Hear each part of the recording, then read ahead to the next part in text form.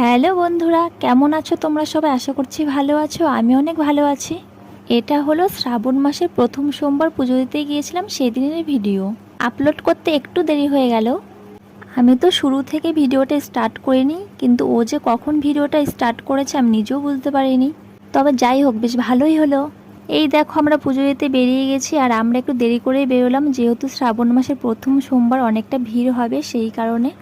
আর আমরা এসেছিলাম পোড়া মহেশ্বরতলা পুজো দিতে। আর আমি এখানে মাঝে মধ্যে পুজো দিতে আসি, আমার কাছে তো এই জায়গাটা খুব ভালো লাগে। আর যখন এসেছিলাম সেই রাস্তা থেকে লাইন ছিল, তারপর আরও লোক হয়েছে। যেহেতু শ্রাবণ মাসের প্রথম সোমবার ছিল, তাই অনেকটা ভিড় ছিল। এই কারণে আমরা একটু দেরি করে এসেছিলাম। আর শুনলাম সকালের দিকে আরও ভিড় হয়েছিল। আমরা ভাবলাম আমরাই হয়তো লাস্টে এসেছি, তারপর দেখছি যে না, আরও অনেকে এসছে আমাদের পরেও। আমি এখানে আমার বান্ধবীদের সাথে লাইনে দাঁড়িয়ে আছি, আর আমার বরটা যে কোথায় ঘুরে বেড়াচ্ছে কি জানি। দেখো, আমাদের লাইনটা একদম শেষের দিকে ছিল, আর এরপর দেখি পেছনে তাকিয়ে যে আমাদের পেছনে আরও বড় লাইন আরও বেড়ে গেছে। তবে যাই হোক, আমাদের লাইনটা না খুব তাড়াতাড়ি টেনেছে। আমি তো ভাবলাম অনেকটা দেরি হবে।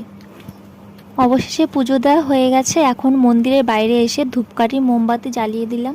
শিব মন্দিরে পুজো দেওয়ার পর এরপর চলে আসলাম মা মনসার থানে পুজো দেওয়ার জন্য। এরপর সব মন্দিরে পুজো দেওয়ার পর একটু খিচুড়ির প্রসাদ খেয়ে বাড়ি যাওয়ার জন্য বেরিয়ে পড়লাম। শ্রাবণ মাসের প্রথম সোমবার তোমরা কে কে পুজো করেছো আর কোথায় পুজো করেছো অবশ্যই কমেন্টে জানিও। পুজো দিতে আসার সময় তো মনটা বেশ ভালো লাগে, কিন্তু বাড়ি ফেরার সময় না কেমন যেন একটা ফাঁকা ফাঁকা লাগে। তাই কিছুক্ষণ দাঁড়ালাম আর একটু গল্প করলাম, তারপর ভাবলাম যে না, চলো এখন বাড়ি যাওয়া যাক। তারপর আবার তো কদিন পর আবার আসবো, তখন আবার দেখা হবে তোমাদের সাথে।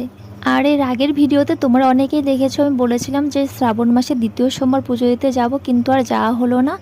তবে হ্যাঁ, এর পরেরটাই দেখা যাক, যাব। যদি যাই অবশ্যই দেখা হবে। সবাই ভালো থেকো, সুস্থ থেকো।